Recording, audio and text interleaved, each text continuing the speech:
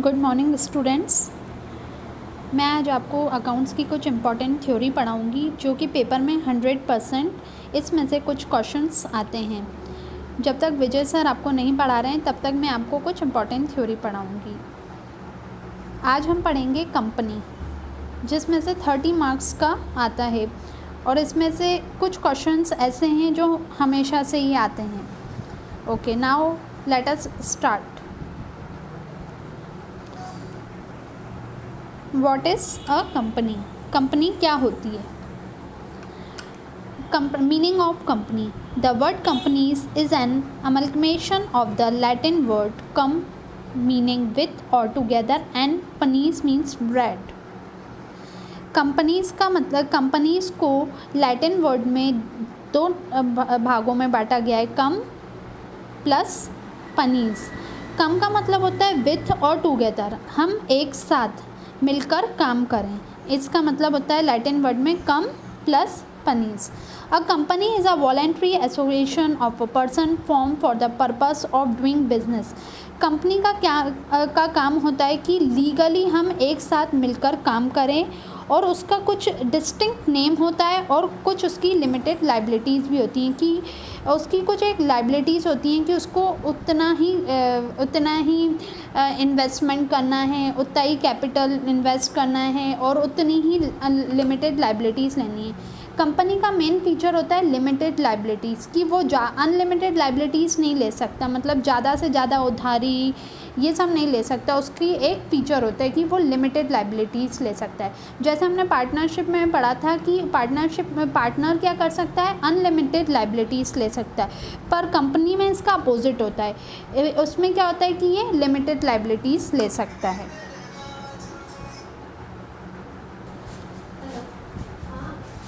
अब definition of company law के हिसाब से डेफिनेशन है the term company means an association of a group of persons who have come together for a common purpose, that is do business and earn profit. Company law के according एक group में जो हम सब मिलकर काम करते हैं और किसी कॉमन पर्पस से, मतलब जो भी कंपनी के मेंबर्स हैं आपस में एक साथ मिलकर काम कर रहे हैं और उनका जो मेन एम हो या पर्पस हो वो कॉमन गोल एक सबका एक ही होता है। भले वो अलग अलग प्रोफेशन से हो, कोई सीए हो, कोई अकाउंटेंट हो, कोई इंजीनियर हो, वो भले ही अलग अलग प्रोफेशन से हो, पर उनका जो मेन एम और एक गोल होता है वो सिर्फ एक कॉमन गोल होता है। और कंपनी का मेन गोल क्या होता है, ज़्यादा से ज़्यादा प्रॉफिट कमाना। अब ये डिपेंड करता है कि वो पब्लिक कंपनी है कि प्राइवेट कंपनी है। अब डेफिनेशन ऑफ कंपनी सेक्शन 220 के हिसाब से लिखा गया है, a company means a company which is incorporated under this act और under any previous company act. Company section 220 के हिसाब से वो किसी भी एक्ट के तहत काम करेगी। अब वो चाहे 2013 हो या उससे पहले वाला एक्ट हो, उसको उसके तहत काम करना पड़ेगा। Definition of company has given by Lord Justice Lindley ने कहा है, company is an association of many person who contribute money और money worth to a common stock. Company में बहुत सारे लोग होते हैं, चाहे वो कंट्रीब्यूट करें मनी या कुछ कॉमन स्टॉक, बट उनका मेन शेयर प्रॉफिट और लॉस वो खुद डिसाइड करते हैं अकॉर्डिंगली। अब हम पढ़ेंगे public and private company. Public company का क्या एम होता है और प्राइवेट कंपनी का क्या एम होता है, और पब्लिक कंपनी में कितने मेंबर्स होते हैं, प्राइवेट कंपनी में कितने मेंबर्स होते हैं, ये सब हम इस बारे में पढ़ेंगे। Now we will study the difference between private company and public company. Private company में मिनिमम पेड अप कैपिटल, मतलब हम जब भी कोई प्राइवेट कंपनी रजिस्टर्ड करते हैं, ओपन करते हैं, तो उनकी minimum paid up capital 1 lakh तो होती है और पब्लिक कंपनी की minimum paid up capital 5 lakh या उससे अबव हो सकती है, बट उसके अंडर मतलब उससे कम नहीं हो सकती। अब प्राइवेट कंपनी की बात करें तो मिनिमम नंबर ऑफ़ मेंबर्स 2 चाहिए ही, और पब्लिक कंपनी में मिनिमम नंबर ऑफ़ मेंबर 7 होते हैं। अगर हम ज़्यादा की बात करें, मैक्सिमम नंबर ऑफ़ मेंबर, तो प्राइवेट कंपनी में मैक्सिमम नंबर अप टू 50 होते हैं एंड पब्लिक कंपनी में कोई रेस्ट्रिक्शंस नहीं है, मैक्सिमम कितने भी हो सकते हैं।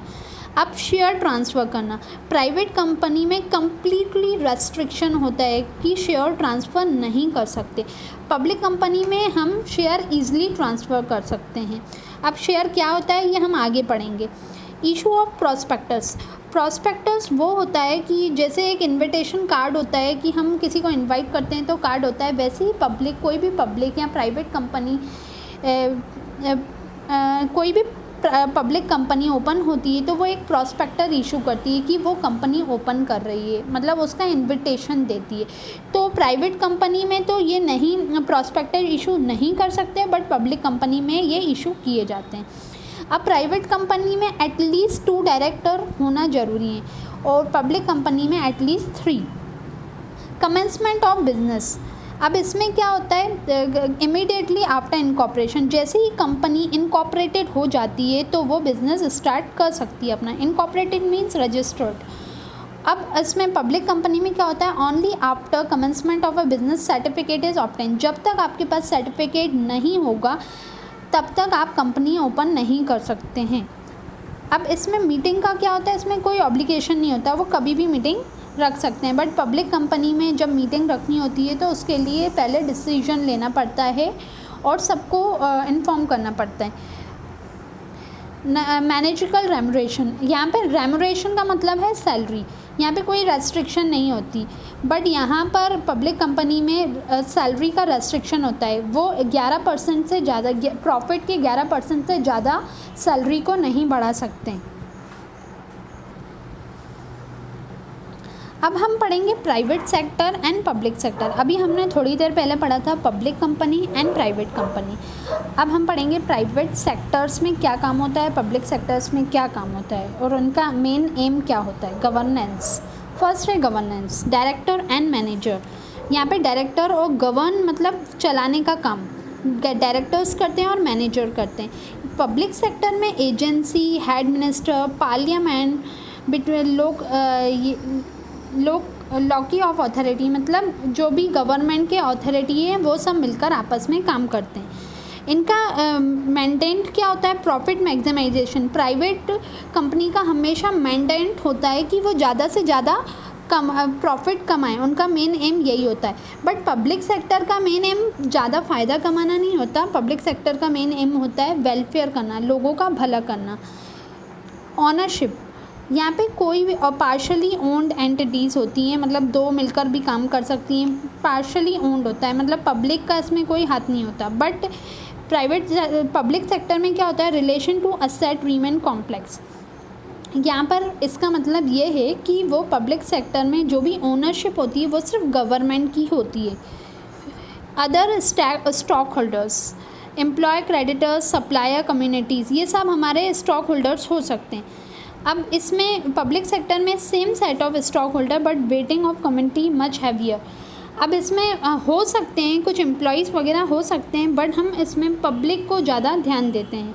इनका जनरल गोल जो होता है वो क्लियर होता है, ज़्यादा से ज़्यादा फ़ायदा कमाना, बट इनका गोल ज़्यादा से ज़्यादा फ़ायदा कमाना नहीं होता। इनका क्या रेवेन्यू होता है, इनका ये होता है कि ये ज़्यादा से ज़्यादा सेल करें हैं और ज़्यादा से ज़्यादा प्रॉफिट कमाएं। बट पब्लिक सेक्टर का मेन एम होता है कि पब्लिक को कैसे सेटिस्फाई करना है मिनिमम प्राइस के साथ with better quantities.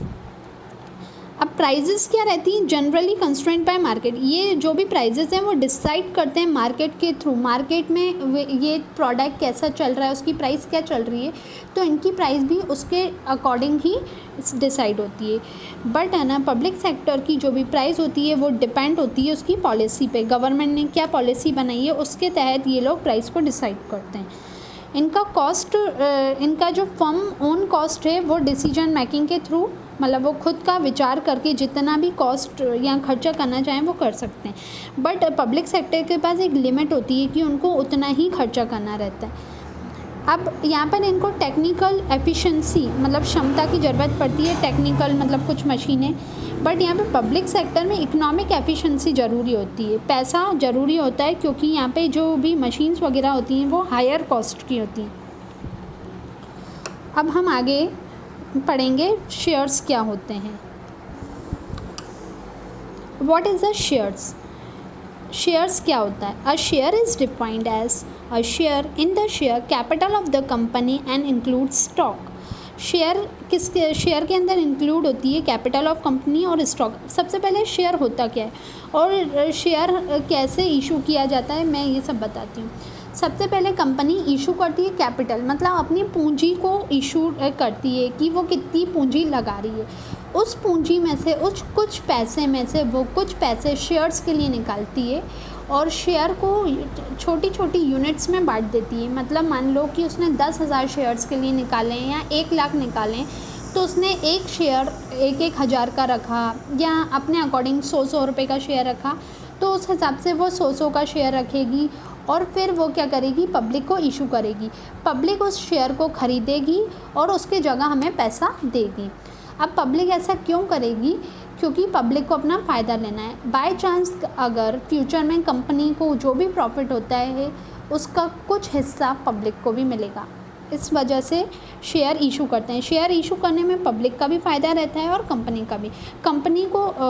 Company invest करती है ताकि उसको ज़्यादा से ज़्यादा पैसा मिल सके और वो कंपनी को रन कर सके, और पब्लिक अपने फ़ायदा कमाने के लिए शेयर को ख़रीदती है। अब जैसे हमारा रिलायंस, अगर हम रिलायंस का शेयर ख़रीदते हैं तो हम फ़ायदे में ही जाएंगे, क्योंकि हमें पता है कि रिलायंस के प्रोडक्ट अच्छे होते हैं और वो हमको ये भी पता है कि वो फ्यूचर में भी अच्छा ही चलेगा, तो हम उसके शेयर ख़रीदेंगे और जिससे उसको जो भी फ़ायदा होगा उसको वो कुछ शेयर होल्डर्स को भी वो डिविडेंड के रूप में देगी। डिविडेंड मीन्स प्रॉफिट के रूप में वो पहुँचाएगी।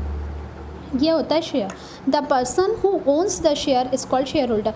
जो पर्सन वो शेयर खरीदता है वो होता है शेयर होल्डर। अब शेयर्स के भी कुछ टाइप्स होते हैं। शेयर के 2 टाइप होते हैं, एक होता है इक्विटी शेयर, एक होता है प्रेफरेंस शेयर। अब इक्विटी और प्रेफरेंस शेयर क्या होता है? Preference share carry preference with respect to 2 things.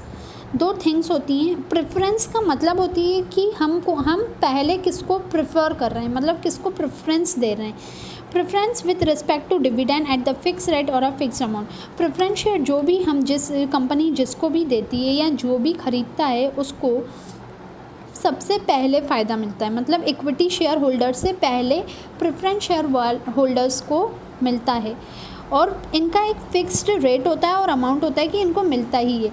जबकि इक्विटी शेयर में ऐसा नहीं होता है। इक्विटी शेयर में अगर कंपनी को फ़ायदा होगा तो ही प्रॉफिट मिलेगा, प्रॉफिट मीन्स डिविडेंड मिलेगा। अगर प्रॉफिट नहीं होता तो नहीं मिलेगा। मतलब इक्विटी शेयर रिस्की होता है बट प्रेफरेंस शेयर रिस्की नहीं होता।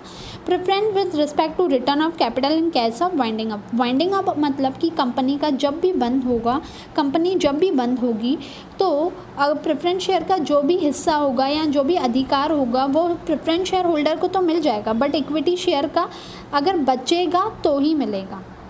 बट ये रहता है कि प्रेफरेंस शेयर में अगर प्रेफरेंस शेयर का एक फ़िक्स रेट होता है कि जितना कंपनी ने फ़िक्स करा है इसको इतना देना है तो उतना ही देंगे। बट इक्विटी शेयर में अगर कंपनी को बाय चांस ज़्यादा प्रॉफिट हो जाता है तो उसको ज़्यादा फ़ायदा भी मिल सकता है और अगर कम प्रॉफिट होगा तो कम भी मिलता है। इसलिए इक्विटी शेयर वालों का फिक्स नहीं होता। Now let us understand with the help of difference equity share and preference share. First, meaning equity share are the ordinary shares of the company. It represent the part ownership of the shareholder in the company. Equity shares जो होते हैं वो ordinary shares होते हैं company के और उनके पास ownership मतलब कि मालिक होते हैं ना, जैसे मतलब कि ये भी कंपनी के कुछ मेन मेंबर्स में कहलाते हैं। बट प्रेफरेंस शेयर जो होते हैं वो प्रेफरेंशियल राइट होता है। मतलब कि मैंने बताया था कि इनको फर्स्ट प्रेफरेंस दी जाती है। जब भी प्रॉफिट दिया जाता है तो पहले प्रेफरेंस शेयर वालों को दिया जाता है, फिर इक्विटी शेयर वालों को दिया जाता है। एक तरह से इनका फिक्स रहता है, जैसे हम एम्प्लॉयज़ को फिक्स सैलरी दे देते हैं जिसकी जो हो वैसे ही रहता है। बट है ना, यहाँ पे इक्विटी शेयर क्या होता है कि ओनर माने जाते हैं। इनको क्या दिया रहता है, फिक्स नहीं। अगर कम फ़ायदा होगा तो कम मिलेगा, ज़्यादा होगा तो ज़्यादा मिलेगा। Second, payment of dividend. Dividend are paid to equity share holder only after the settlement of all other liability. Dividend are paid to the equity share holder, dividend जब ही पेड होगा इक्विटी शेयर होल्डर को जब company की जितनी भी liabilities हैं, मतलब कंपनी ने आउटसाइड से जितनी भी लाइबिलिटीज़ मतलब उधारी ली हैं वो सब चुकाने के बाद और प्रेफरेंस शेयर होल्डर को डिविडेंड मिलने के बाद जो पैसा बचेगा वो इक्विटी शेयर वालों को ट्रांसफ़र होगा।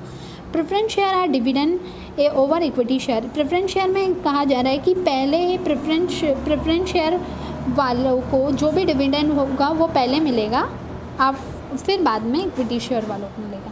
Rate of dividend is not fix, rate of dividend यहाँ पे फिक्स नहीं होता, फ्लक्चुएट होता रहता है क्योंकि प्रॉफिट कम ज़्यादा हो सकता है बिजनेस में, तो इनका जो भी हिस्सा होगा वो भी कम ज़्यादा हो सकता है।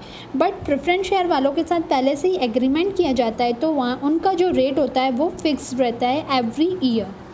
वोटिंग राइट्स, अब इक्विटी शेयर होल्डर्स को हम ओनर की तरह रखते हैं, ओनरशिप होती है उनके पास, तो उनके पास वोटिंग राइट्स होते हैं। कोई भी जनरल मीटिंग मतलब बिजनेस कंपनी की जो भी मीटिंग होगी उसमें उनको वोटिंग राइट्स मिलेगा, वोट देने का अधिकार मिलेगा, बट जबकि प्रेफरेंस शेयर वालों को वोटिंग राइट्स का अधिकार नहीं होता।